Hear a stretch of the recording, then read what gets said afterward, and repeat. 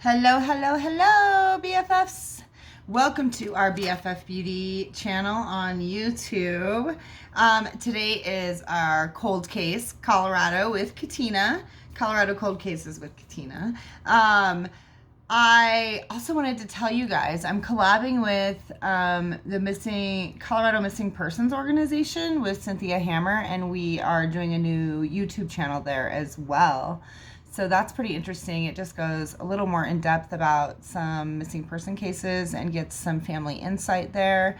So if you're interested, you check that out. That's beginning November 6th. So that's kind of cool. Today, I just wanted to talk to you guys a little bit about just some, I don't even know how to lead into this, just some ironic things that I've found in my research. So I've been searching Colorado cold cases, obviously, and I've come across a few children. There's quite a few missing children around, but there's just these few really, I found it kind of ironic. I don't know. I'm running out of this stuff. Oh no, my thing's just not working. Or am I twisting it the wrong way? That would be just like me to twist it the wrong way. Anyway, I just wanted to tell you guys a little bit about what I found. And if there is, I don't know, the FBI has probably already put together what I want to talk about. So cool, you know. If not, though, and this is the first that you're hearing about it, I hope it clicks something. I don't really know. But, okay. So first of all, we've talked before about Roger Ellison. And he's a kid that came up missing, last seen at his high school here, close to home, Cedar Ridge, Colorado, right? So we talked about him, and you guys really responded well to that case, and I did a lot more digging into cases of similar sort. But I've put together something kind of odd. So I'm just going to get into it. And you guys can tell me what you think, comment, whatever you want to about this. But, so let's start with a young lady by the name of Marie Blee. Now, Marie Blee was 15 years old, and she lived in Craig, Colorado, which is a semi-small town here in Colorado. And she had gone to a 4-H club dance at her school, and then after the dance, she had gotten a ride over to a party at a mobile home park with a friend, where she was seen talking to a gentleman in a truck who was going, an unidentified man, who was going to give her a ride home to Hayden, which was 15 miles away. And she was never seen or heard from again. So they've not identified who the man was, how she knew him, if he had any, I just broke that, if he had any contact with her prior. It's just a dead end all the way around with this young lady. And that was November 22nd, 1979. So here we are, Miss 15-year-old missing Marie Blee. I can't even talk today. And nothing further about her, still a current cold case. Something came out. The FBI knew something because, you know, they reopened her case, and I want to say 2012, or found some new evidence of it. Anyway, so let's move forward. Or maybe it was Beth Miller. Anyway, let's move forward. So now, she came up missing November 22nd, 1979. And then, February 1981, so we're talking about a year and a half later, that's when Roger Ellison comes up missing, last seen at his school. There was some reports that he was talking to two gentlemen in a truck outside the school before he came up missing, but none of those have been founded reports either. So, no further stuff there. We already spoke about Roger Ellison. I'm not going to get into his story again. It's pretty lengthy, and you guys are aware of it. Okay, so that was February 1981. Well, let's move forward. November 1st, 1982. Victoria Sanchez and Yvonne Mestis, Rocky Ford, Colorado, walking home after school, Rocky Ford High School. They vanished without a trace. Nothing further from them whatsoever. Now, some people believe that they left on their own accord up until a few years ago because nothing else was heard or seen of them again. And if they left on their own accord, you would think a 40-year-old woman would come home to see their family at some point or bury the hatchet at some point. But neither one of them, nothing from either one of them ever again. So, one more, guys. I'm not done yet. Let's move forward. We're talking July 1st, 1984. Wait, did I already do 1983 as well? Yeah. Beth Miller in Idaho Springs, 1983. August 16th, 1983. 14 years old. Takes herself out for a jog and is never seen from again. Somebody reports that they see her talking to a gentleman in a red truck. Does this sound familiar? And she's never seen again, and nobody has identified who the gentleman was that she was speaking to in the red truck. Pretty crazy stuff. Then we move on to Chris Harvey, 14-year-old, Hinsdale, Colorado, takes his dog out for a walk. The dog returns home. Chris never does. 6 weeks later, they find a teen beaten to death, which they identify as Chris, but then later retract that because they are incorrect and it is not Chris that they had found. So Chris's case is still a cold case, and he has not been found still to this day as well. Eerie, right? So I don't know if it's been put together. It's something that crossed my mind when I was going through all these cold cases. It's a little crazy to me. So let's go back to these dates, y'all.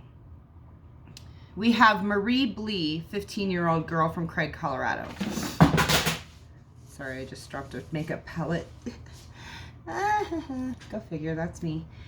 1979, November 22nd, 1979. Almost a year and a half later, Roger Ellison comes up missing in a very similar fashion from Cedar Edge, Colorado.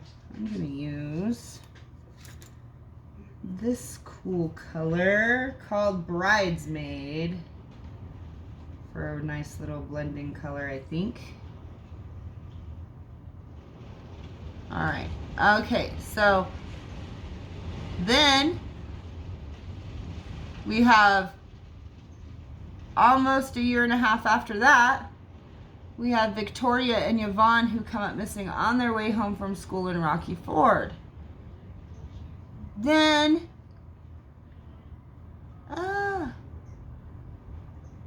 almost a year and a half after that, we have Beth Miller who comes up missing from Idaho Springs, Colorado, who just went for a jog and came up missing.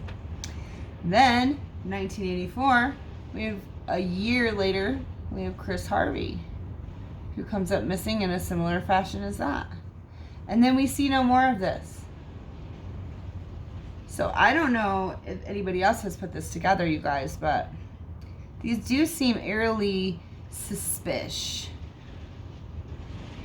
close to one another, that I don't think it's so much can be considered coincidence. Do you? I mean, maybe it's just my thought process is running wild like they usually do, but it sure seems to me, I'm going to use this color called Marsalis. Sure seems to me that something pretty suspicious going on here. And they're all a year to a year and a half from each other in small towns across Colorado. Same age group of kids. I just feel like there's something more suspicious going on there. There's something, I feel like they're tied. I don't know, guys. Do some research. See what you come up with. The fact that there was some kind of a gentleman involved that these people were speaking to initially makes me wonder if it's the same gentleman. And also, in the Roger Ellison case, a hunter come forward on his deathbed saying that he saw Roger up on the mountains with a man and a shotgun, and he didn't say or do anything about it, but heard the shot after he had left or passed by. So is this the same man in this truck? Did we have a serial killer come through Colorado in the early 80s? I'm not sure. I'm not sure, but it sure seems something strange is going on. All right, I'm going to use this color Chatty and blend, blend, blend, blend, blend. Chatty, because that's what we are. Chatty here at BFF Beauty. So, in my finds across the cold cases of Colorado, I've not honestly put together anything. I don't consider myself a detective. I just am looking at the facts and what's going on in the areas, and I find it that something must be tied between all of these cases, because they're all in similar towns of Colorado, small towns that people don't pay a lot of attention to. And the kids are just doing their everyday routines when they come up missing. Going to school, walking back from school, being at school, taking the dog for a walk, going for a jog, hanging out with my friends. So it seems like some sort of a predator was there, paying attention to these situations and being able to talk to and lure kids. Now, stranger danger wasn't as real then as it is now. Because of things like this, we've learned to tell our kids, you know, don't talk to people. Somebody offers you a ride, you don't take it unless you absolutely know them or they're a parent of your friend. And even then, that's questionable sometimes. So I guess I kind of understand a little bit how these kids can end up in these situations, to be in a vehicle with somebody they don't really know. But we are talking like one a year over a 5-year span here. There are 5 children out of the top 8 missing children in Colorado in that 5-year span. And they're all in the same age group, and there is nothing further from them. So it sure seems to me that somebody has gotten away with something here that we have all the missing pieces to the puzzle for, and maybe people are not looking. I, for one, kind of want to expand my cold cases searches outside Colorado into a couple surrounding states and see if maybe, just maybe, there's something similar in a couple surrounding states as well. Maybe we had a serial killer then in the 80s that we weren't aware of, and now we know. Now we can put those pieces together and bring somebody to justice. Do I want to just put some old person in jail? No, but at this point, I think that some families deserve some answers. We're talking 30 years ago and more. So I want to know. I know all of you want to know. I really want to do this research. You guys tell me what you think. Tell me, do you think these cases can be linked to one another? Am I imagining this in my crazy missing person stuff, or are these similar cases? I mean, just no trace of these people. Again, children. No trace of children again.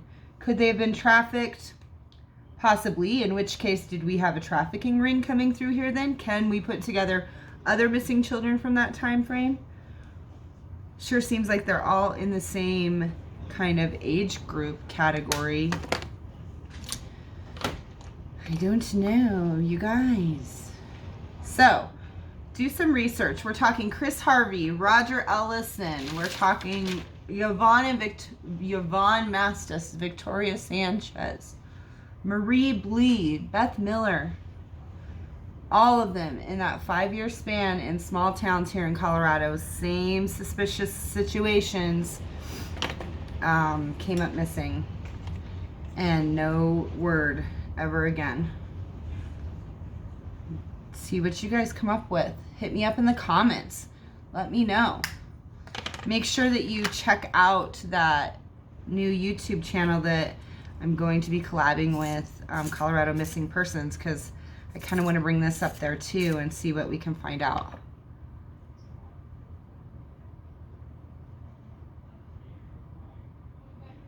And it's been over 30 years. Somebody knows something. Maybe somebody wants to clear their conscience. Maybe a loved one has spoken up about it, and it's somebody, you know, that we can bring some answers.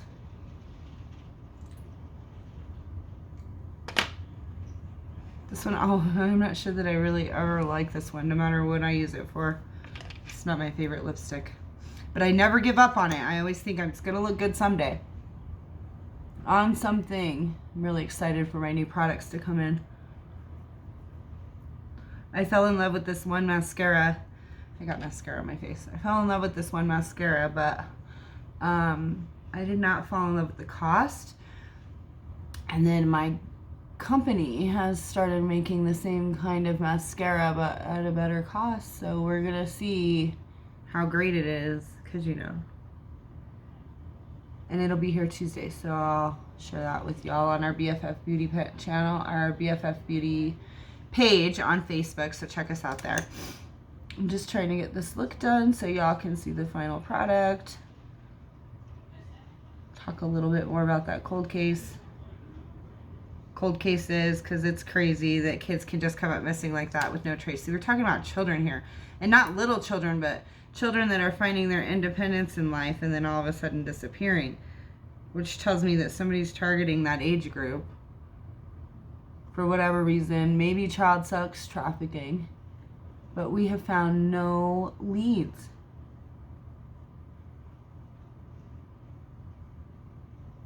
Forensics being better now than they were then.